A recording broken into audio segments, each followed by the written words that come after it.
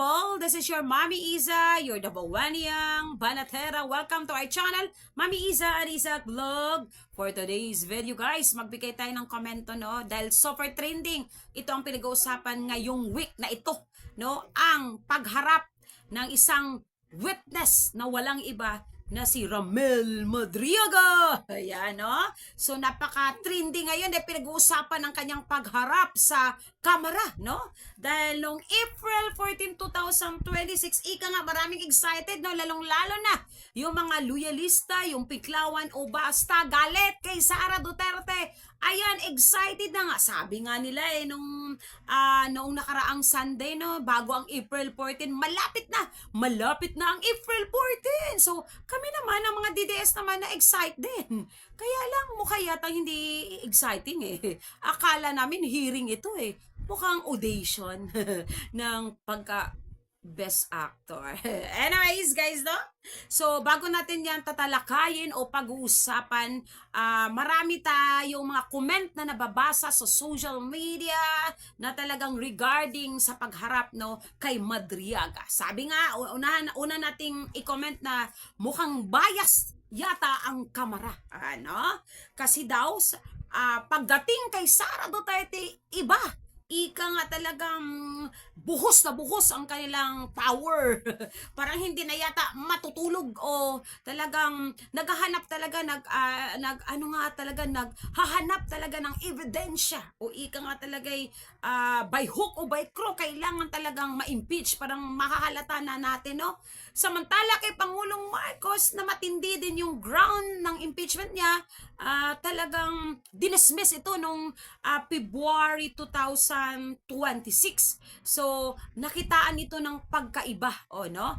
Actually, yung impeachment file, no, kay Pangulong Marcos ay matindi din yung ground, no, kasi una, allegation sa corruption, no? Trilyon ang pinag-uusapan nito, di ba? And aside from that, paglabag sa Constitution, tapos betrayal of public trust, nakaugnay, no, sa budget, tulad ng mga unprogram, katulad ng flood control. Alam naman natin na trilyon ang anomalya, no, sa flood control, at ito talaga ang nakakasira, no, sa reputasyon ng ating Pangulo na si Pangulong Marcos, no. Under his watch, no, hinayaan niya na nakawin ang kaba ng bayan na umabot na daw sa trilyon. Ito yung allegation laban sa kanya. Isa pa, no, meron pa din, no, ibang kaso na regarding sa pagiging drug addict o drug addiction. Dahil kung naalala natin nung nakaraang rally o 3 araw na pagrarally ng ating mga kapatid na Iglesia ni Cristo, alam nating nagsalita ang kanyang kapatid, no, na walang iba si Senator Amy Marcos, na talagang confirm, no, na talagang drug addict daw ang kanyang kapatid. So, yan ang isa sa mga ground na ika nga sinama doon sa kanyang impeachment, at isa din dito yung pagdukot o pagsuko ng dating Pangulong Duterte sa ICC. So ayan po guys, no, na-dismiss ito dahil ang complaint na ito ay nakitaan na ika nga kulang, no, o hindi sapat o naging insufficient in substance. Ayan.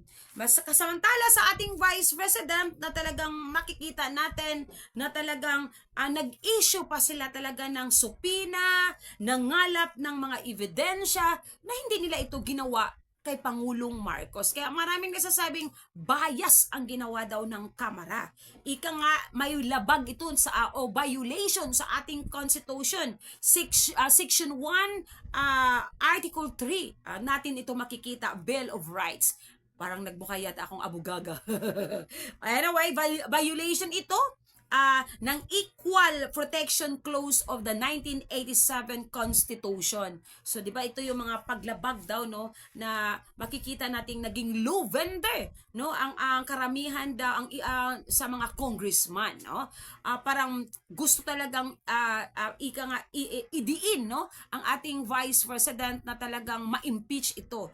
Marami din nagsasabi, no, sa comment, no, na hindi impeachment ang ginawa nila. It's persecution. Ang gusto lang talaga talaga nila na masira ang kredibilidad ni Sara Duterte, yung ating Vice President. Baka sakali yung naratibo nila ay talagang mabenta o talagang maniwala ang taong bayan at ito ang maging dahilan na hindi na siya ibubuto ngayong 2028 pagkapangulo. Ayan, no? So, yan ang mga opinion ng ating mababasa no sa social media. Sino nga ba si Mr. Ramel Madriaga? Yan.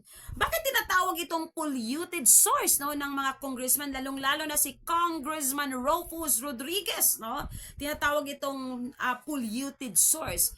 Si Madriaga ay involved no sa kidnapping o kidnap for ransom, hindi lang isang bisis o dalawang bisis yata ito o mas marami pa, no? Murder, ika nga, convicted criminal. So ito yung nakakasira sa kanyang kredibilidad. So sabi nga niya, isa siyang bagman o ika nga or id no sa mga Duterte, kaya kilala niya ang mga Duterte.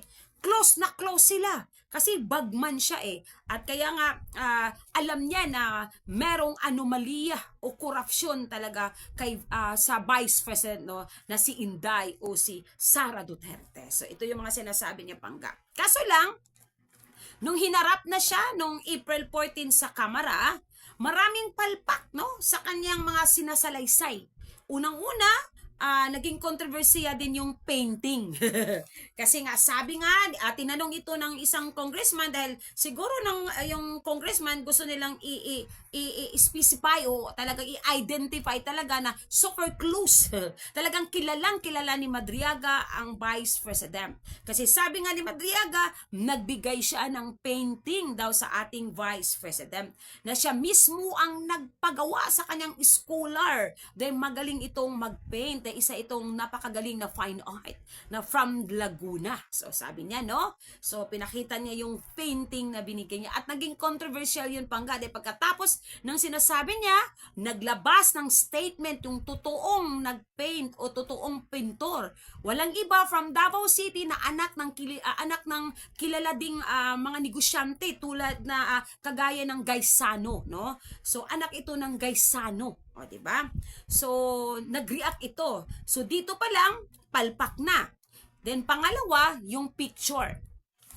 Kasi pinakita niya yung picture na yun, na super close sila ng ating Vice President. Tinanong siya, saan ba itong location, saan ba itong lugar? Yun nga din, hindi niya ma-identify ng maayos. Sabi niya, nasa Ilocos Norte. Tapos ito pa, nung tinanong siya, saan ka dito? Mr. Ramel Madriaga. Matagal niyang nasagot yun at sabi niya, ako lang pala ang nagpicture. So doon pa lang mga Pangga, no, talagang masasabi na nating medyo palpak, no, na kulang ang script. Hindi siya sumakto sa script kung sino man yung director na ito. Yun ang mga comment no ng taong bayan, no. Ika nga, direct, bakit hindi niyo ito pina-workshop, pina-acting workshop para talaga maging paniwala.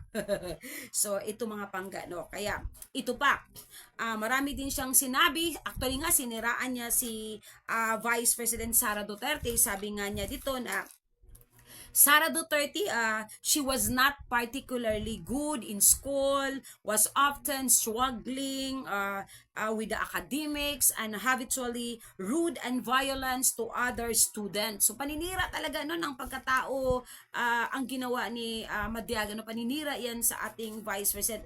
Ika nga, hindi ito makapasa kung walang tulong o pakiusap sa isang professor. So alam naman natin na take one ang ating Vice President at nakakuha yata ito ng 82-84%, no? I-compare natin kay Madam Lini Robredo na take 2, no? Take 2 niyang nakuha ang pagkapasa, no, sa bar exam. Lalong-lalo na kay Risa, hindi yun naging abogado, o di ba? So take 1 lang. Hindi pa yun ginagalingan ni Madam Vice President. Paano pa kung ginalingan niya ito, baka naging top-notcher pa yan, o di ba? So ito din, no? Parang siniran niya yung institution ng paaralan na pwedeng magpag-graduate, no? Pinag-graduate nila si Sara Duterte dahil malakas ito, dahil pinakiusapan. So pwede pinag-graduate nila ito bilang isang law student, no? 'Di ba? O abogado, law student or pagka-abogado, o 'di ba? So pwede pala. No, pwede palang makapasa dahil pinakiusapan din ng professor. So sinira din niya yung institution ng bar exam. So marami siyang nasagasaan dito, no? Hindi lang yung totoong pintor, pati yung paaralan kung saan nag-graduate ang ating Vice President as a law student, pati din ang bar exam. So talagang makikita nating paninira talaga, no? Paninira ng pagkatao o kredibilidad ng Vice President. Baka sakali mabenta at ito ang maging dahilan na hindi na siya ibubuto ng taong bayan. Ayan, grabe, no? So ito, tapos biglang umiyak, nagdrama. Yung mga iyak kasi na yan, very familiar na sa atin. 'Di ba? Alam naman natin na marami na ring umiyak diyan sa kamera. Dinadaan sa iyakan, no? Sa para makuha ang simpatiya ng tao. Kaya lang wala dahil hindi ramdam yung iyak niya. Sabi nga pumahi daw ng luha sa salamin. Hindi naman lumalabas yung luha sa salamin, 'di ba? But anyway, ika nga hindi convincing, parang walang luhang lumabas. Actually, parang ginagatungan pa ito ni Madam Chair. Sabi nga ni Madam Chair, 'di ba? Are you crying? Why are you crying? We put that on record that he is crying. That Madriaga is in tears. Parang gano'n, no? Hindi nakuha ang simpatiya ng tao. Maraming mga congressman din ang ayaw ding sumang-ayon sa impeachment, no? Sa ginawang pag mini trial, no, ng Kamara nung nakaraang Tuesday. Isa na yung Vice Chairman on Justice Committee na si Congressman Jennifer Lagbas, no? Sabi nga niya kung wala sa impeachment complaint, kung wala talaga tayong nakikita, wala ito sa jurisdiction. Kung ipipilit po natin ito, Madam Chair, fishing expedition, possible grave abuse of discretion. Nakikita na na parang pinipilit talaga nila, na talagang nangangalap pa, na hindi pa sila sure.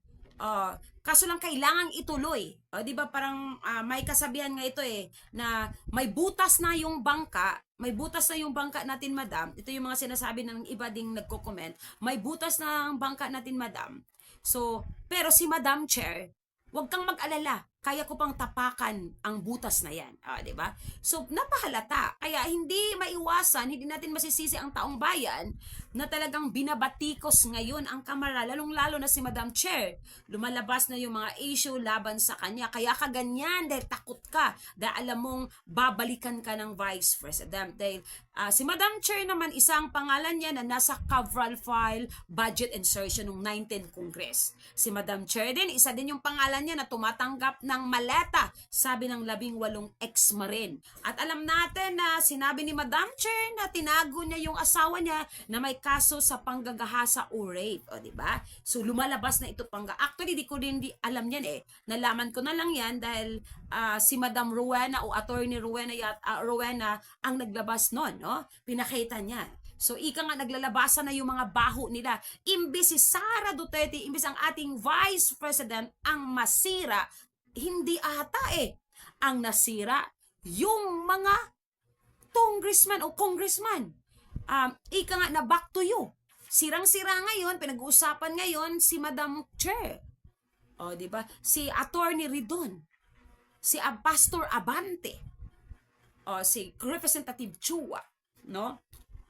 Actually, nakita ko yung isang interview ng kilalang news anchor na si Ted Pailon. Tinanong niya si Representative Chua regarding doon sa cheque. Kasi nga, naging usapan din ito yung manager check, no, na sinasabi ni Madiaga 84 million at 4 million na sa panahon pa ito ng dating Pangulong Duterte. Kaso lang nakita doon sa cheque ang date, April 18, 2023. Alam na natin na ang Pangulo niyan ay si Pangulong Marcos na. So tinanong si Representative Chua, hindi niyo ba ito nakita? Hindi niyo ba ito dinoble check? Sabi niya, hindi namin yan trabaho na tukuyin kung totoo yung sinasabi niya, kung alamin kung totoo ang sinasabi ng witness. Ang trabaho namin, mag-gather ng probable cause.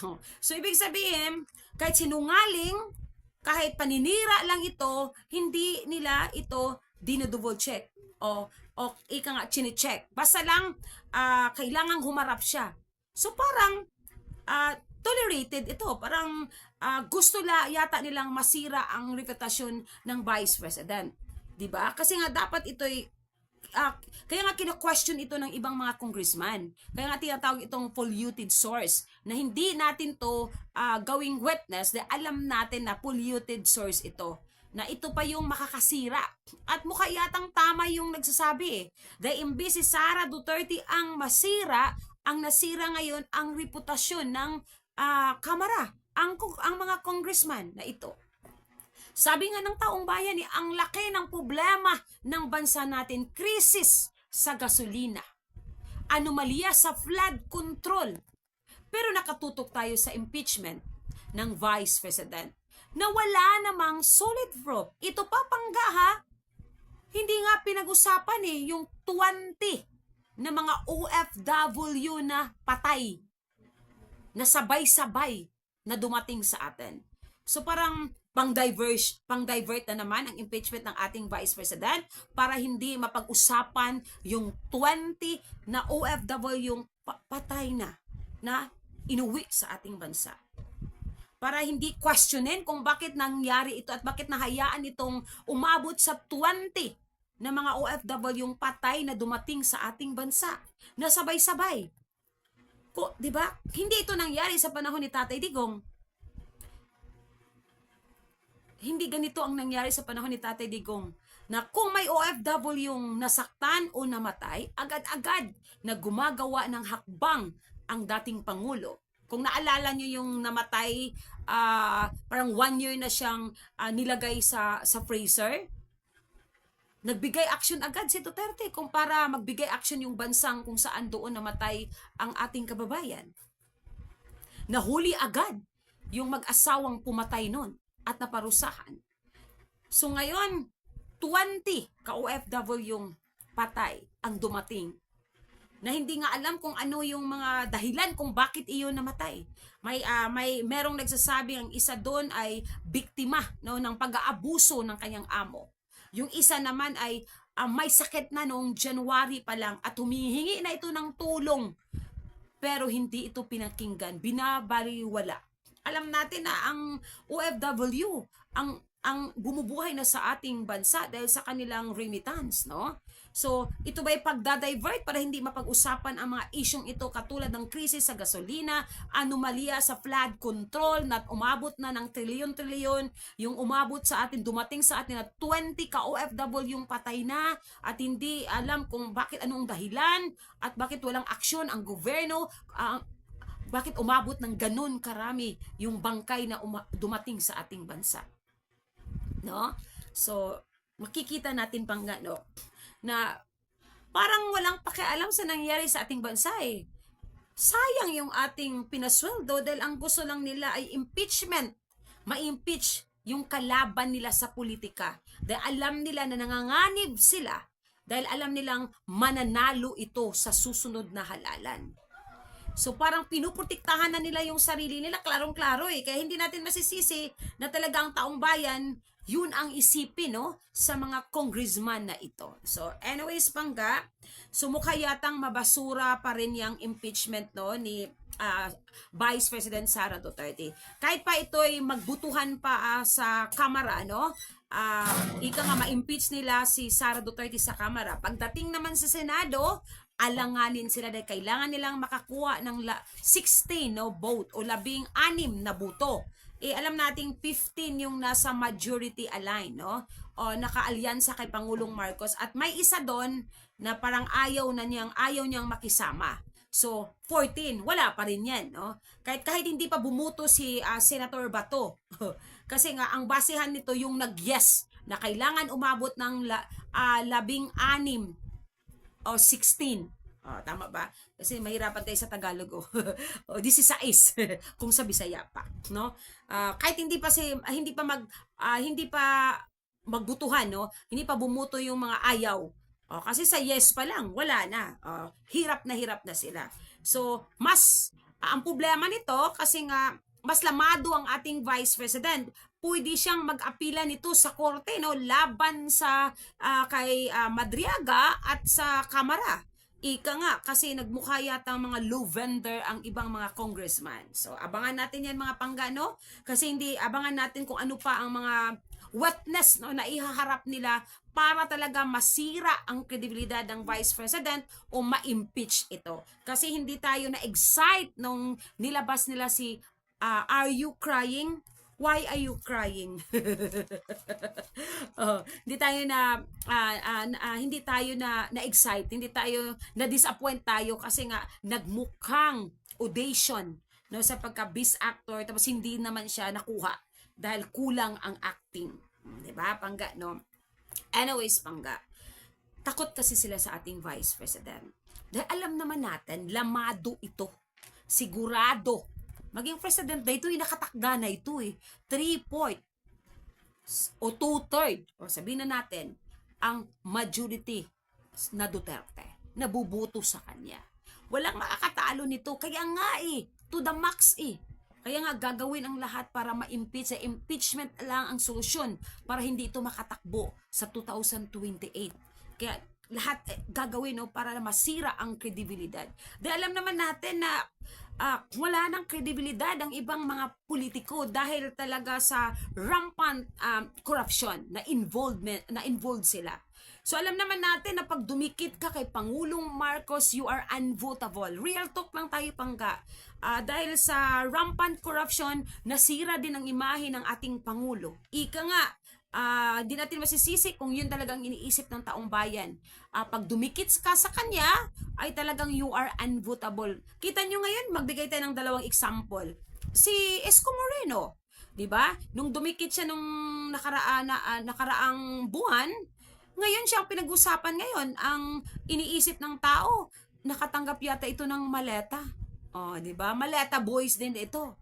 Si Madam Pam Balikwato, governor ng Cebu, binabatikos ngayon, 'di ba? Bumaliktad, 'yun ang mga sinasabi ngayon, no? Kung hindi dahil sa mga DDS, kung hindi dahil sa mga Duterte, hindi ka nananalo. Mga ganun na, no? Talagang gibuy-buy na siya sa mga supporters, no? Talagang galit na ang mga Cebuano sa kanya kasi nga nakitaan na naging bias at dumikit ito kay Pangulong Marcos. Si Madam Leni Robredo, tinawag ngayon na kainsuka nang dumikit ito nung pumunta ang Pangulo sa kanyang lungsod, no?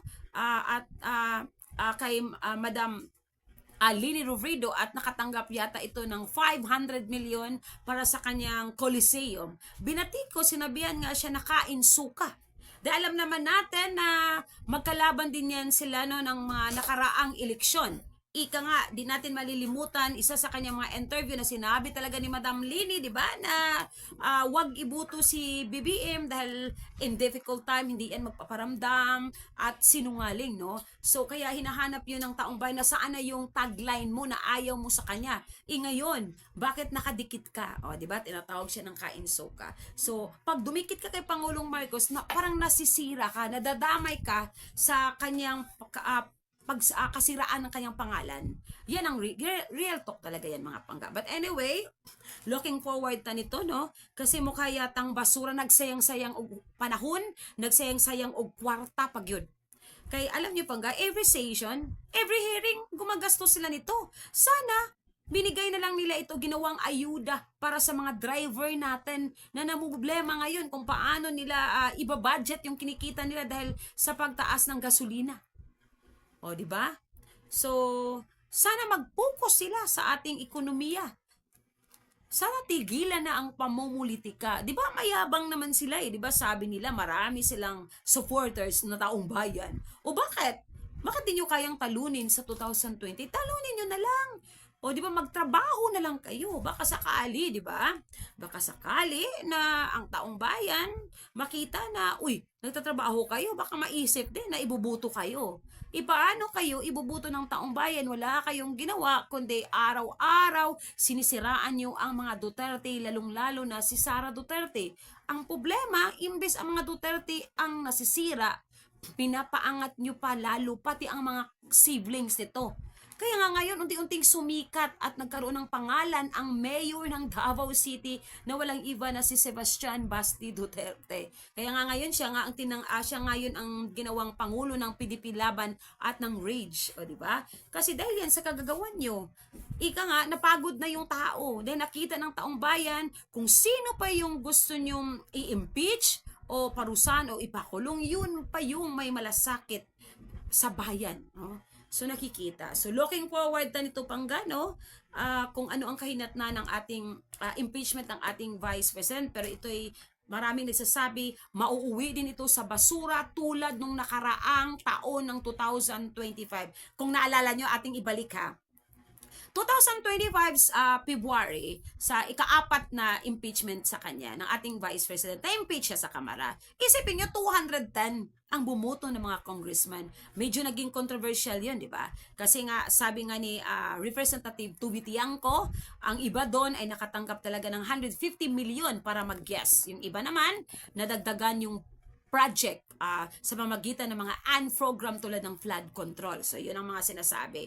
Yung iba naman, nasira yung kanilang kredibilidad dahil talaga nilabas yung mga pangalan, binabatikos sa social media, kaya karamihan sa mga bumuto nung nakaraang impeachment, pagdating nung sa eleksyon ng May, ay talo. O, natalo talaga. No? Actually, isa dyan si Congressman Abante, natalo talaga yan.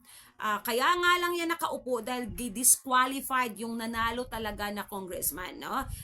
Disqualified ng commissioner ng COMELEC. No? At actually, sa totoo lang, according to our constitution, hindi pwedeng umupo yung pangalawa ang buto. Gawing vacant yung position. Pero inappoint ito ng commissioner ng COMELEC, kaya napaupo yan ngayon as a congressman, no, sa kanyang distrito. So, yun mga pangga. So, ngayon, makikita nating talagang naglaban-laban ngayon ang mga kapwa congressman. No. Ayaw ng impeachment kay Sara Duterte.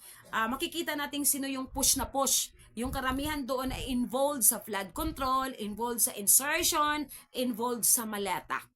Pansinin nyo mga pangga na ika nga may mga baho talaga, no, na tinatago. Kaya gusto nila talagang ma-impeach Sara Duterte dahil takot. Nanganganib kasi sila dahil alam nila na hindi ito magpapatawad at alam nila na babalikan sila nito sa 2028 pag ito'y maging Pangulo ng Pilipinas. Ayan mga pangga. So, looking forward tayo, no, na magkaroon na ng katahimikan ang politika sa ating bansa. Unahin ang ating bayan, unahin ang krisis sa ating bansa, ang pagtaas ng mga bilihin, no?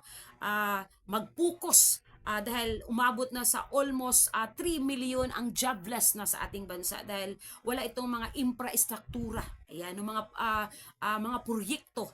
Magpukus, no, para makabangon muli ang ating bansa na bumagsak ang ekonomiya ngayon, no. Imbis na puro impeachment, puro Sara Duterte, isipin sana yung bayan, magtrabaho na kayo mga madam, mga sir, para sa ating bayan. Baka sakali makita namin na deserve din kayong ibuto ng taong bayan. Ayan po pangga. So, God bless everyone. Bago ako magbabay, sa hindi pa naka-subscribe din akong channel, paki-subscribe muli habi, paki-click po ang bell button para lagi kayong updated pag may bago ako. Ayan mga pangga. So, God bless everyone. Bye-bye. At huwag nating kalimutan, mahalin ang inang bayan, mahalin natin ang Pilipinas. Maraming salamat. This is your Mommy Iza again, your Davaoenyang Banatero. Bye-bye!